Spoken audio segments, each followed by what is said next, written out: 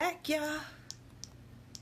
I am back here again. Sorry about that. We have some technical difficulties. That happens. It's the first time Ask Sharifah AMA is live on Facebook. Normally what I do is do the radio show and you know, like Sharifah, we want to see what's going on.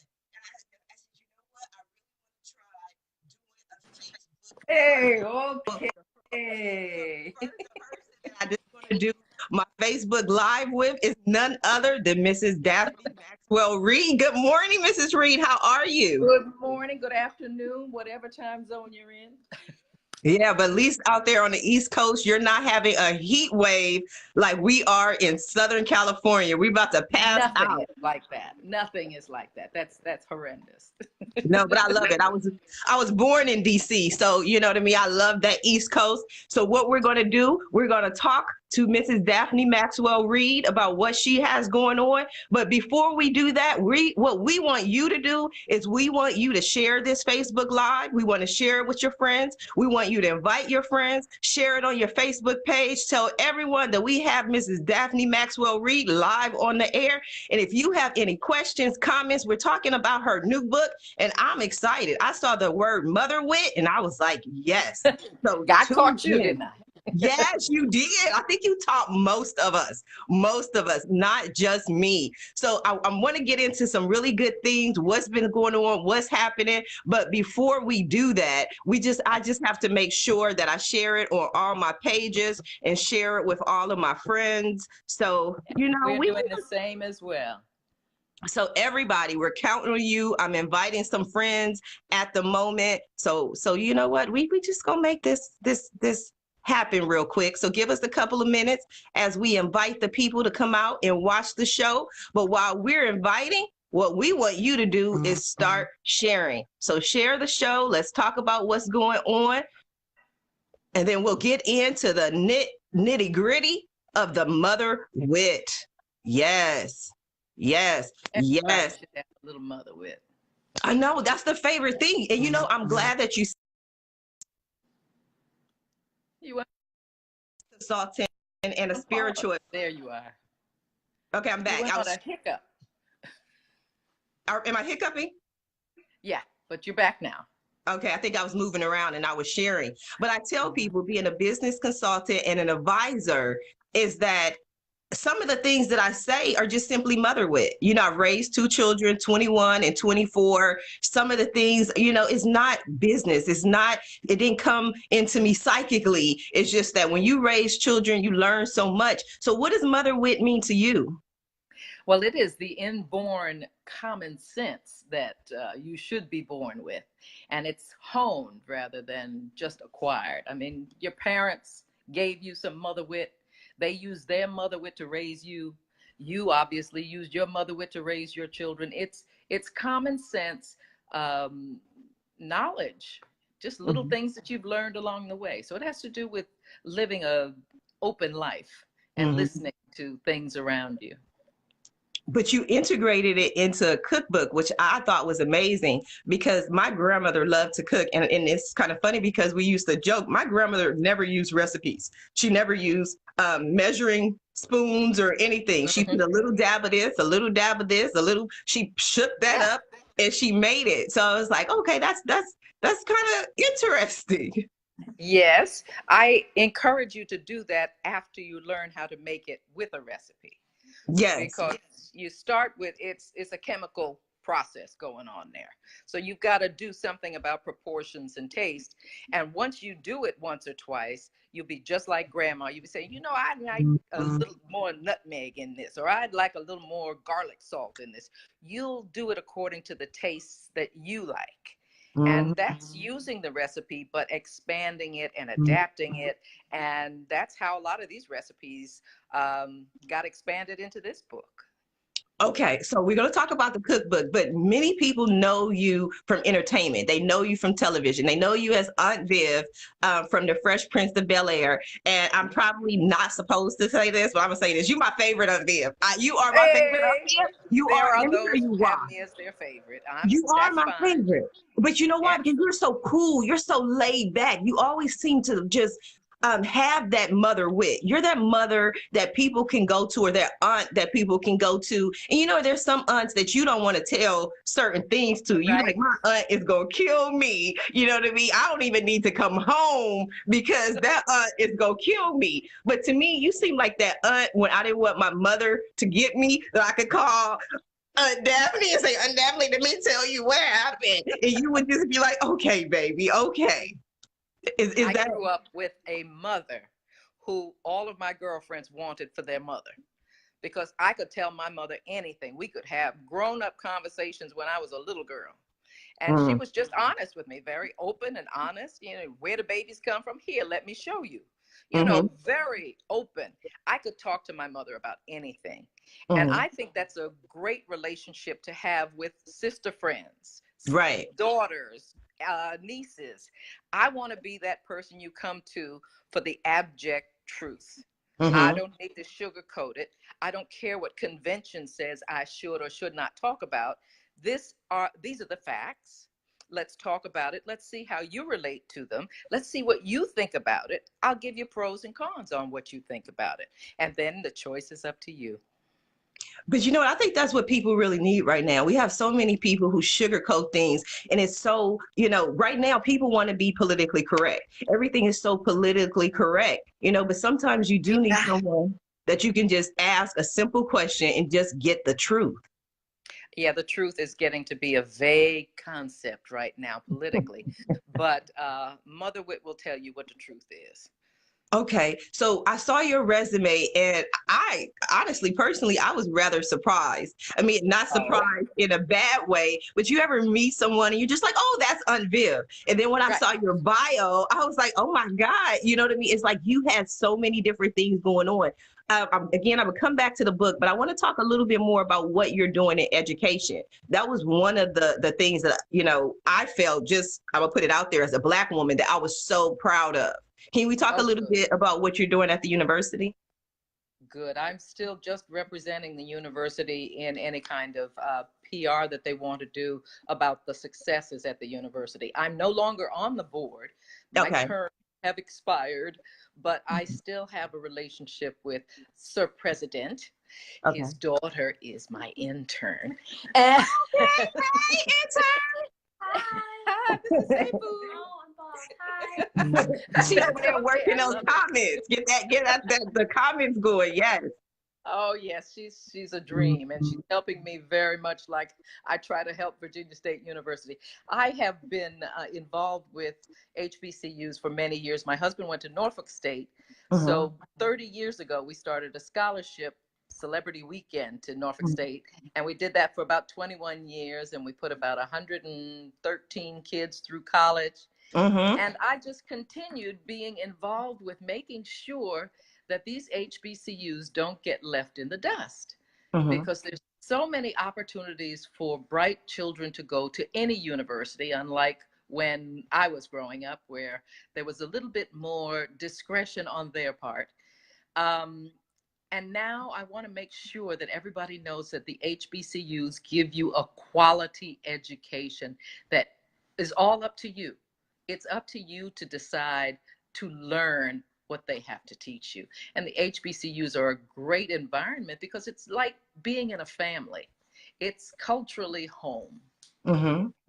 Now, was one of the things that I'm going to talk a little bit more. I want to talk about the HBCUs, but there was one thing that you mentioned that I don't want to just gloss over, because there's a new song that Will Smith, when he raps in his son's song, he says, I'm a legend or icon married to an icon. And you said, my husband and I are doing this. So I don't want to gloss over, because you're a legend married to a legend. You're an icon married to an icon. And so just briefly, you know, this is about you, but can you tell us a little bit, at least mention your husband? My husband is Tim Reid, who a lot of folks know, if you're old enough, from WKRP in Cincinnati. I grew up watching Tim Reid. Sister, that's probably your generation. Yes, yes. I love me some Sister. And now he's rocking it on Greenleaf. Yes. Yes, yes. That's why I said let's throw in some names here. Yes, he's been on television for over 45 years. And he's been behind the camera. He's a director, made a fabulous film called Once Upon a Time When We Were Colored, his directorial debut. And we built a studio together in Petersburg, Virginia. Okay. And we had that studio for about 18 years, a little bit before Tyler built his, but we're not counting. We're not going to talk about that. We're not going to talk about that. But, and they're going to have us on TMZ starting trouble. Oh, no trouble. We made movies and television series, and we were really kicking it in Virginia. And then the paradigm shifted. We couldn't get the tax credits that a lot of folks had in other states. So a lot of our clients went elsewhere. Okay. So we decided, okay, we'll go elsewhere too. And we sold the studio, and Tim has a smaller venue now, but he's doing an institute where he's training filmmakers all over the world and enjoying that very much. Okay, well, I would love if he ever gets down to, LA, that little small town out here in California, and he wants to share information about his training. We definitely want more information on that. Maybe we'll get him to do a Facebook Live and talk about it. But I do want to go back to the HBCU.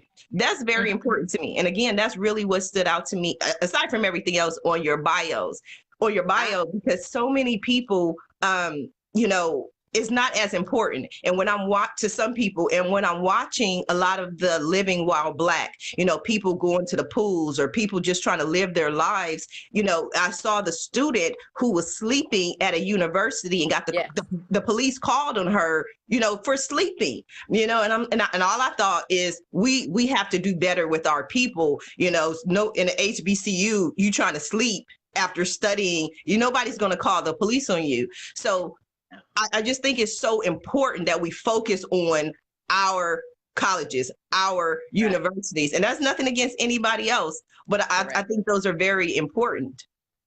I went to a majority university when I went to school, but when my son was going to school, he asked if he could go to apply to the university that I came out of. And I said, no, you need to be around family. So he chose Central. He went to North Carolina Central, and our daughter went to Hampton. Yes, and they got great educations. My son's a PhD in biochemistry, so you can't say anything against an HBCU. You can get an education there if you choose to. Yes. Oh, that is amazing. Okay, so between the universities, between what you were doing before, what have you been doing? Like, bring us up to date. We're going to talk about this cookbook that I'm dying to get into, but what's been going on with you? Well, since we sold the studio about 3 years ago, I started a fashion line. Oh, wow. I make custom Chinese jackets, and that's been doing very well. And okay, wait. I don't want to cut you off, but I'm gonna cut you off. Is what you're wearing your line? Yes, this is one of my outfits. Okay. I need one of those. Just know I'm gonna order it. Wherever I gotta order it. I love that. And it's red. Red is my color. Everything is on my website, Daphne-MaxwellReid.com. Yes. Go to Daphne Styles and you'll see those. Yes. And also add that to the comments. For the past 10 years, I've been doing photography and traveling the world, taking pictures of doors and portals and things, because I have a background in architecture. And I have taken those pictures and published 4 books. Okay. And these all came out before I decided to finish up on this cookbook. So they're all available. You can see all the things I've been doing for the past 15, 20 years right on Daphne-MaxwellReid.com.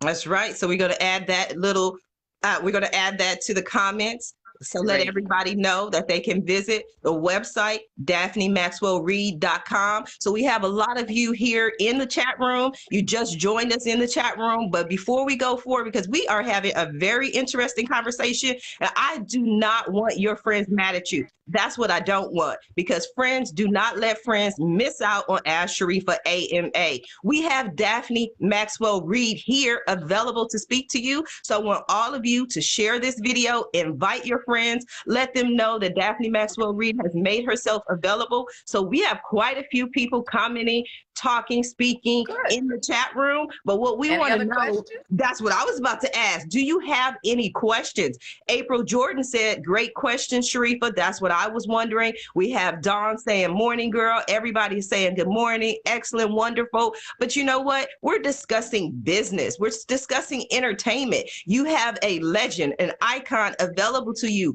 People, what do you want to know? What questions do you have right now? So I'm going to ask my question, since this is my opportunity for Sharifah, ask Sharifah to ask whatever Sharifah wants to know. So I'm going to go back to the doors because I'm just curious like that. So you said 4 books on doors because of your passion for architecture. And I understand architecture and building, but out of everything, how did you just hone in on doors? Like, what stood out for the doors, about the doors for you? I think doors are a metaphor for life. Mm-hmm. And every choice you make is like going through a different door and you see what's on the other side. So there's an aspect of curiosity, opportunity, adventure that is represented by a door. And I also am very, very nosy. I So say the same I thing. always wonder what's behind that door. And otherwise, I like the door themselves. I like to see the craftsmanship. Things that are made by hand are of interest to me. I'm very excited about things that are made by hand, things that have imbued in them the spiritual sense of the person who made it. And that's why I only do custom work with my sewing. I don't want to manufacture these things. I want to imbue a little bit of me into the craftsmanship of the garment. But also in the doors that I see, I'm looking for color and texture and what the door represents to that community, whether it is outstanding in that community or it's just another one of the fabulous doors that are in that community. And sometimes I like to see what God has done to the door, because weather and age, it all really adds to the texture of the door. So you have 4 books. Was there any particular door that stands out to you? Yes, and it's on the cover of my first book, Okay. which is just called Doors. And it's a red door, and it's got bougainvillea around it. It's an old door from the Villa Barbaro, which is an old villa in Veneto, Italy. Oh, wow. And they are winemakers. And this was one of the outhouses of the winemaking, but it was a gorgeous, gorgeous door and has become one of the favorites of all of the doors that I've shot. It is the card that sells the most. My Delta girlfriends, Delta Sigma Theta, yay, love the red door. And I love the red door and put it on my first book. Okay. So you're a Delta. I'm a Delta. Oh, that is so wonderful. I'm a honorary member. Oh, that is so wonderful. I'm not, I never, went for a sorority, but it's one of those things my cousin and I were discussing where I said, if I would have done anything different, I would have pledged. That's one of the things that I wanted to do, because now you still have the opportunity. You can I didn't even know that. Oh yeah, you can pledge in a chapter in LA. They have alumni chapters.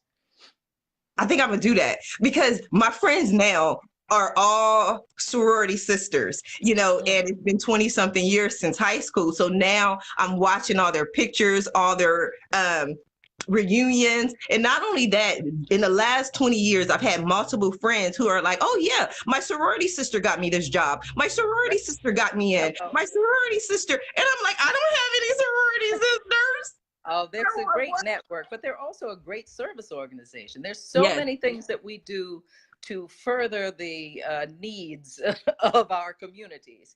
And one of them was getting Loretta Lynch nominated and approved to be the Attorney General. And hey, she's a sorority sister. We've got lots of them that you know of that have helped us to achieve the goals that we need in training our young people and in servicing our community. No, that's wonderful. I might have to look into that, just because, just one of the things to add to my resume. Yeah. Okay.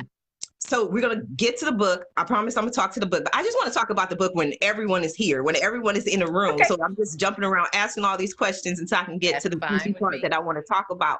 But one of the questions that was asked is, do you foresee a Fresh Prince of Bel-Air reunion? No. Okay, then that's the answer to that question. No reunions. About you. No, James Avery is gone. Well, Yes. what is this family without James Avery? Okay, but maybe that's the question, though. Maybe that's the question. No? Okay. Well, you see, Fresh Prince happened at a time where it caught magic.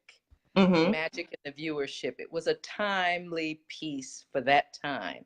It translates well over time, but you cannot recapture magic that happens. And one shouldn't try. So you heard it here. One should not try. So aside from that, you have so much going on. Are you doing anything on television now? Do you want to be on television films?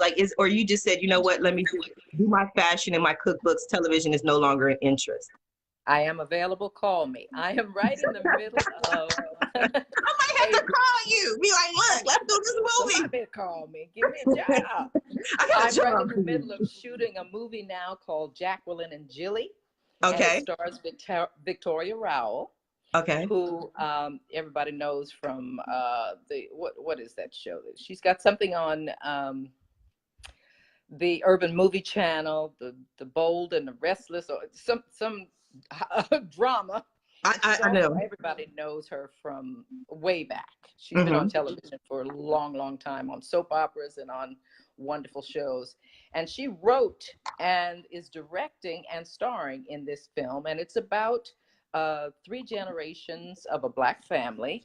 And the youngest of the Black family, the granddaughter, is addicted to opioids because of a horseback riding accident that she had.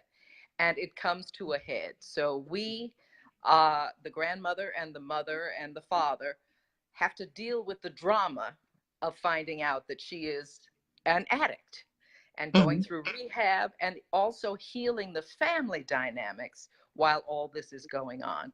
And it's so beautifully written, and I'm having a great time being Grandma Zilla. And I get some funny lines, which is really a lot of fun. But I kind of demand that the family get it together. But it's usually, you know, when I'm listening to it, you know, I always kind of try to get a vibe for, and it kind of to me feels like that soul food vibe.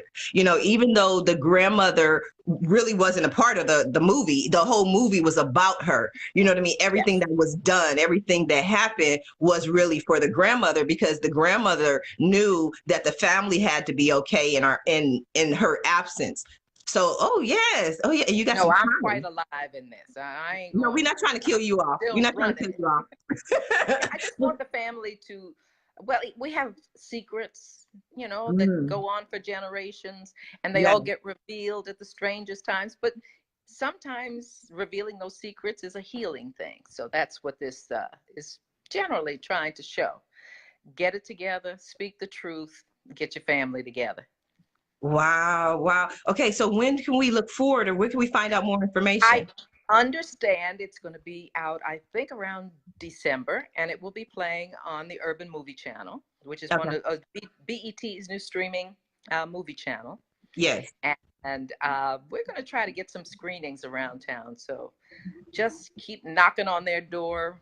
Check out Jacqueline and Jilly, and I'm sure Victoria's going to start some press soon.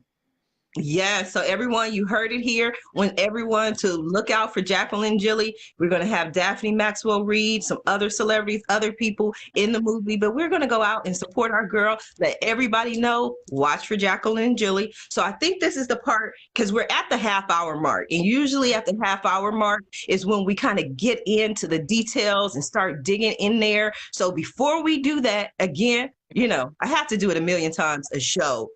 Good. Friends, do not let friends miss out on Ask Sharifah AMA. Share the show, invite the show. We just had some Jade Elizabeth just joined us. Charlotte said that Victoria was on The Young and the Restless. We have some. That's right. Yes, people are coming in. So good morning, good afternoon to everyone. It's also on Diagnosis Murder. I think that's the show that I remember was Diagnosis Murder, because I'm like, no, I wasn't really but yes, Diagnosis Murder. I definitely saw that one. That was good. That was Yeah. drama. Yep. Drama. She's very, very good. And she's such a great writer. This Yes. script is just beautiful. Oh, wow. Wow. So we got to find some other projects for you. We'll create something that's a Crossroads TV action item for my new television network. What we'll do is we'll create a vehicle for you, something. We'll do something. We'll Okay. get to it. But between doors and acting and fashion design, are you also, do you also cook? Is that a passion of Oh, yours? I used to be passionate about cooking, but it's just Tim and I now, so there's not a lot of cooking going, a lot of eating out going on. Oh, And wow. running and ripping and running. Don't get much cooking done, but I still like some basic things that I've got in my cookbook that I, like your grandmother, don't need the cookbook for anymore. Just whip them up. Yes, but we need the cookbook. I definitely need the Yes. cookbook because I start with the cookbook. I'm a measuring kind of person because I don't cook too often. I have to measure it to. I can't just do a little pinch of this. That's what the You'll good learn. cooks do. They do a little pinch of this, a little pinch of that, and then they could cook up something. I gotta measure it. I gotta take. I thought this is what I do, people. Let me tell you how bad I am. And I can cook, but I gotta focus. I take the box if I'm cooking. I say, okay, I know what to do. Then I throw it away. And then I have to get it off the top of the trash because I'm like, wait a minute.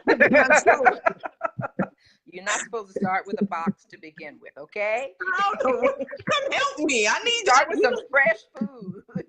I think you might have to do your own show on helping these youngsters cook the food. Okay, that would be fine. I can do that. So, but some of my favorite recipes that I have in the book are funny stuff. okay. I mean, cooking with your family should be a lot of fun. But Okay. I have one recipe in here called King Tim's King Crab Legs. Oh, wow. And it's I funny love crab because legs. it starts with open a can of beer. Mm. And not only do you cook with the beer, but you must drink it while you're cooking. Yes. So we go through the whole recipe, taking a sip and pouring some more in, putting some of this in, putting some of that in, and then have another sip of beer. No, I'm telling you, Daphne, I was not expecting that at all. I thought I didn't know the first recipe was going to have beer, but let me just ask this question. Does King Tim get a beer too while this is being cooked? King Tim is the one cooking it. Oh, I missed all of that too. I thought this was you cooking for King Tim. No, okay. Well, now I cook other things for him that he doesn't want to cook. He has some favorites that he likes to cook, but I cook some things that he loves. There's one recipe for something called moussaka, which is a lamb dish, and it's a ground lamb dish, and it is delicious. And it takes some preparation. It has eggplant, and it has lamb, and it has breadcrumbs and eggs and all sorts of things, but you layer it into a kind of an iron pot and you cook it slow, and it is just amazing. I think this is one of those times where I'm feeling bad that there's a divide. There's that East Coast, West Coast, because I would probably end this live and I would be like, excuse me, can I get a plate, something? I love to eat. Come on over. When I get there, I'm gonna come over and cook. So what made you decide to do the cookbook then? Because you were talking about, loving doors and clothes, and then now, why a cookbook? About 35 years ago, I started collecting recipes. And of course, I'd write down all my mother's recipes that I liked, and they would collect on my computer. And I would collect recipes from the people we were working with. If they had fixed something that was really good, like at a wrap party or something, I said, oh, I need this recipe. And they would give me these recipes, and I would have stories about each of the people who gave me the recipe. So it's always been on my computer, and I've shared some versions of it with a lot of friends as gifts, but they were like, you go to Kinko's and you copy them and you staple them together and you send it as gifts. Mm-hmm. And I said, one day I'm going to publish this, and it got to be one day. So I decided, okay, I'm going to publish this cookbook, and what's going to give me the impetus to do it is someone told me that they wanted to know when I was going to write my memoirs. And I said, now that's going to take some time. So Right. what I'll do is I'll put a mini memoir at the front of the cookbook because my life is centered around my family, and so is the cookbook. So that's how the cookbook came to be, and it's got pictures of me as a little baby girl in the front and how I got to be who I am, because there's lots of my mother in there and my father and all the people who are important to me in my life. Okay, so what's the name of your cookbook? It's called Grace, Soul, and Mother Wit. And the Okay. grace is the cultural attitude of how we live. It's also what you say when you sit down to the table to eat. You say grace. And the soul is definitely the juice of my community. Soul is what I grew up with and what I share. And the mother wit is your innate sensibility of common sense. And I try to put it all in a cookbook. Or is this particular cook? I love the grace and I love the soul. I think that's kind of how I got the soul food from this whole thing. But is this cookbook targeted to any specific person? Because what I mean by that is, like, I'm the kind of person who, like, I need a lot of instructions. You know what I mean? I need a lot. This gives you a lot of instructions because on each page, I start off the book telling you how to set up your kitchen, what to put in the pantry and have in the pantry at all times so that you can at any time create a meal without going out to the store. And then I tell you about measuring things and what this means, what chop means, what mince means, what stir means, what beat means. There are different ways that you have to, different techniques that you use while you're cooking. And I explain it all to you, make it really easy. And in my book, I say this book is for somebody who's leaving home for the first time or the umpteenth time. That's me. If you've never cooked before and you don't know how to begin, that you've cooked some things, but you want to expand your repertoire, that you've just started a family and you need to feed them well, or you'd like to try something other than prepared foods, or you're nostalgic for the taste of real food of your childhood, or you'd like to start a new family tradition. And there are other people who could benefit from this book. So that's why I did it. Yes, but I'm glad you mentioned all of that, because I and not to advertise for anyone or to speak about anyone, but I wanted to do Blue Apron. And Blue Apron is one of those things that's kind of huge out here with the food delivery service. But I've tried them. I tried them once, but what it was for me is I thought they were going to kind of deliver a meal. But then when I received this box and it had like literally the raw ingredients, I put everything. This is literally honestly what I did. I don't know if it's right or wrong, but I put everything back in the box and I gave it to my neighbor. That's what I did. And I canceled. All you need is a good knife for Blue Apron. You need a good knife. I need a cookbook. They want you to chop up everything. Well, they tell you step by step how to do it. It was not detailed. I needed to know what the instructions were. Like that Blue Apron is for professionals like yourself. Not for me. No. It's for people who have some utilities at their house. You got to have some tools. I don't have tools. What are some of the things that belong in your pantry? Well, you need to always have a can of tuna fish in there, because you can make tuna salad out of nothing. So I always have something in your refrigerator. I always have a bottle of champagne in the refrigerator. You never know when you need to celebrate. There are lots of things. There's optional things and essential pots and pans that you need. Let's see. Tableware. I tell you how to set a table. Okay. You know, the fork on the left, knife on the right. Learn it, please. Yes. Yes. Let's see. Pantry essentials. You need salt. You need pepper.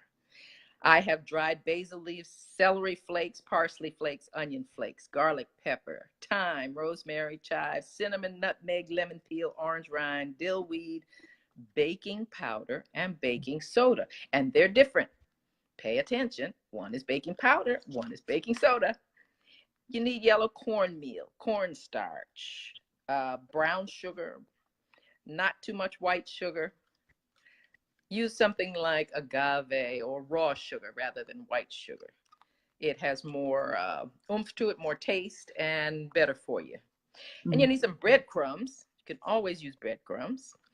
and a box of some kind of pasta, any kind of pasta. You like elbows, if you like bow ties, if you like spaghetti, always have pasta in your house, because all you need to do with pasta is boil it in some salted water with some olive oil, and then serve it with, hey, throw a pat of butter on it, put some garlic salt on it, put some onions in it, put your leftover chicken that you had on the chicken salad last week. There's so many things you can do with pasta. It's a great base for a good meal. Rice is the same way. I try to use only brown rice because it's nuttier. It's got a better flavor. I could go on and on and on. Girl, get the book.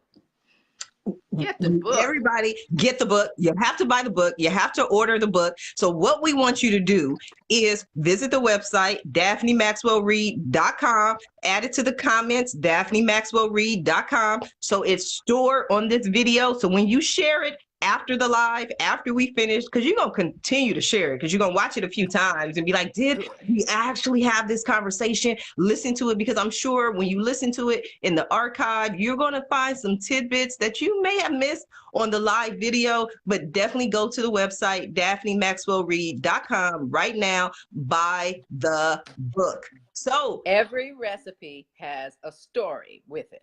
It's on the top of the page, and then the recipe, and then on the bottom, it has the list of utensils that you'll need to make this particular recipe. So you gather everything together like your Blue Apron tells you to do, and line up your ingredients and start throwing it down. Thank you, Krista. Krista just added the website right there. My friend Krista, hey, hello. She just joined us. Krista. So she have the website, Daphne-MaxwellReid.com. The book is available for purchase right now. It's so much in the book. I mean, because I need this book, definitely, because I need the instructions, I need the utensils, I need what to cook, what to get, because I'm the kind of person, you have to be specific. My closest friend, my bestie, Yvette, she has her own business called Skinny Cookies. She's always sending me to the store for items. She's like, oh, Sharifah, go get us some lettuce, go get us some something. And I'm like, okay, how many tomatoes do you need? Don't just say, go get tomatoes. Do you need 2 tomatoes, 3 tomatoes? What do you need? So for me, I can follow instructions, but those instructions really do have to be specific. So I'm going to tell you something. Let me read you something from the turkey recipe when you want to cook a Thanksgiving turkey. Yes, yes. It starts off with, for the virgin turkey cookers in the bunch, stick your hand into the bird's behind and extricate all loose things found in there. Now, is that specific enough for you, sister? I think you hearing me loud and clear. Because I would have been like, okay, do I need to get all of it or some of it or the black take stuff? It out. Just it out. everything. And you should find a wax paper or plastic bag that contains the gizzards, the liver, and the heart. Now, in the other opening of the bird, you should find a long bony thing called a neck. That's how specific these recipes are. It's for me. This book is for someone like me who needs instructions and specifics. So I got to visit Daphne-MaxwellReid.com and check out the book. Now, your book is on your website. Is your book available in stores? Okay. No, I'm greedy. I want all the money to myself. I know. I published it myself. Wrote it myself, laid it out myself, did everything myself, and myself is going to benefit from it. Myself and my family. That's going to be my new word, myself. Myself needs this first, money. Everybody else is after I get my stuff done. I love it. So visit the website, Daphne-MaxwellReid.com. And in addition to that, you know, because I'm always telling people what they need to do. Because when you ask Sharifah, Sharifah is going to tell you what to do. So we have so many people right now in the chat room. And I know some of you have anniversaries coming up, weddings coming up, people who have birthdays coming up.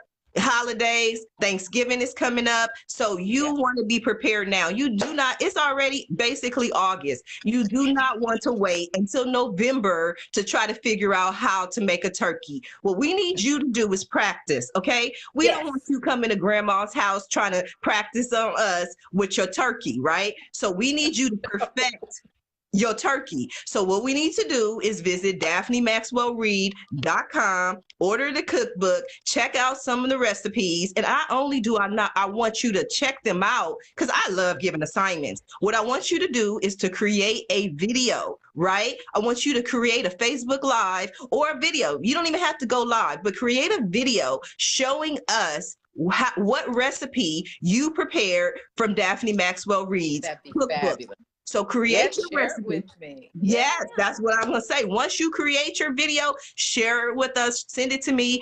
I'll get it to Daphne-Maxwell Reid, however, but we want to see what you came up with in your little version. So this is going to be for everyone, and I'm going to put it out there. I want you to participate in the Daphne-Maxwell Reid challenge. That's a new challenge. You had a hiccup again. There you're back. That's when the phone rings, when the calls start coming in. Oh, there you go. Good. But we declined that call. So again, someone, Krista, Yvette, my team, I got a whole team here watching. I know y'all, watching, but put the Daphne-Maxwell Reid challenge in the comments so we can have people who's going to participate. So I'm going to ask right now, since we have everyone in the chat room, do we have any people so far who are going to volunteer to start and begin the Daphne-Maxwell Reid challenge? It's a cook-off. We want to see what you got. We want to see what you're working with. Come on. Yes. Yeah. So Joy Pereira, she just piped in. We're going to have quite a few people who are going to do the challenge. So again, visit the website at Daphne-Maxwell-Reid.com. So with that said, what is your favorite recipe? I think my favorite recipe is my mother's waffles, and it's called Rosalie's Waffles in the book. Mm-hmm. And I have modified her recipe, but I think it's my favorite because every time I would come home, after I left home, I never really moved back. Mm-hmm. So every time I would come home, she would have things laid out. She would have an avocado and a knife sitting on a cutting board, knowing that she wanted me to make guacamole. And she would be beating up homemade waffles. Now, this is separating eggs and using real ingredients to make waffles, and they are delicious. Oh, so wow. I took her recipe, added a little bit of what I added to the recipe to make it even more betterer. And that's my favorite recipe. Okay, so I have a couple more questions, but I just want to go in the chat room. We already have Krista Benson. Krista Benson says she has always failed at waffles. So she's going to do the Daphne-Maxwell Reid challenge, and she's going to cook up some waffles. So send us that video, Krista. Waffles. Yes, send us that video so we can see what you're working with. And, Krista has two beautiful little children. How old are your kids, Krista? And so, have the little kids, cook for the little kids. We want to see them bite into their waffles, because kids tell the truth. They tell you if Krista is going to be able to make up some good waffles or not. But I wanted to know this because I love waffles. Those are good, but I'm a pasta person. Like back to what you were saying. So Krista's children are 6 and 4. So Krista, let's get those kids eating some waffles. But I'm a pasta person. I don't know if you're familiar with the keto diet or not, but over the last few months, I've been on the keto diet and I lost about 30-something pounds. And then what is this diet? Keto, Keto, keto diet. If anyone wants to add it to the comments, keto diet, Keto. And so when I lost weight and I was laughing and joking with the people, they were like, how did you lose weight? I said, I lost it on the air and ice diet. That's what I called it. Like only thing you're allowed to eat is air and ice. Like that's the extent of the meal. And when I started saying that, I had people literally Googling, like they were Googling for the air and ice diet. They were like, Sharifah just lost 30-something pounds on the air and ice diet. Like, what is this diet? And I'm like, okay, no, it was really the keto diet. But I did the keto diet from November to probably April. Lost a little over the holidays. Oh, you're good.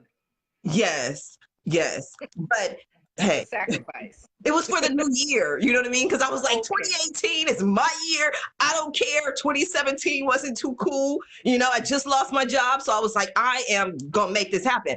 So what my question is, I got bored.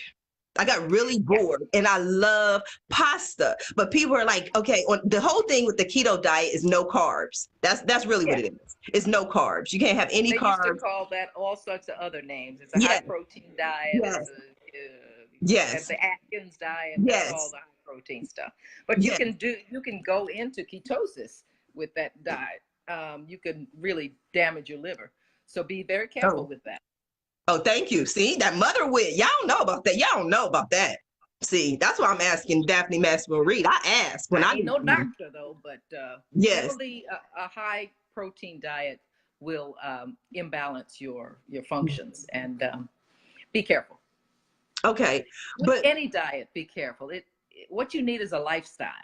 that's what I'm And if asking you you about. decide your lifestyle, then you adapt the foods that you fix according to your lifestyle.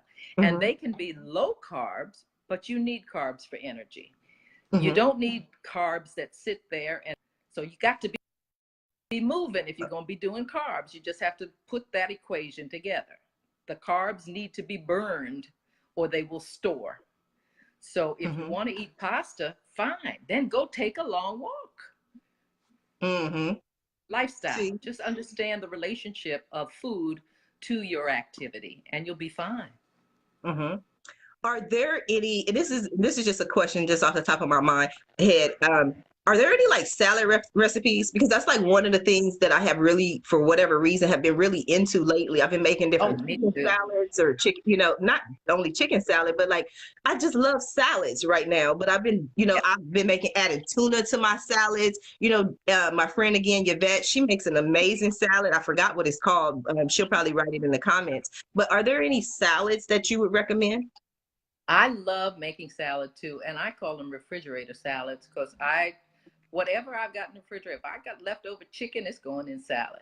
If I've got leftover vegetables that I've cut up from and not cooked, it goes in the salad.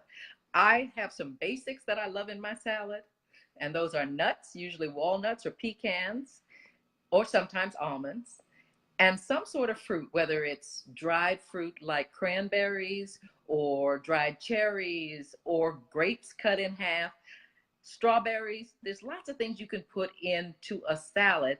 And I like all the different textures and colors that come with finding all the stuff that you got laying around to put in a salad. Yes, I do. We have some comments. Hillary is saying intuitive eating. So I guess that's what she likes. Yvette doesn't even remember the name of the salad. Joyce loves pasta salads. So again, Mhm. people, we are here with Mrs. Daphne-Maxwell Reid. We have discussed the Fresh Prince of Bel-Air. We have discussed her new movie that she's in the progress of. We're going to watch out for it. It's Jacqueline and Jilly. Jilly. Jilly. See, I remember. I'm kind of good. Jilly.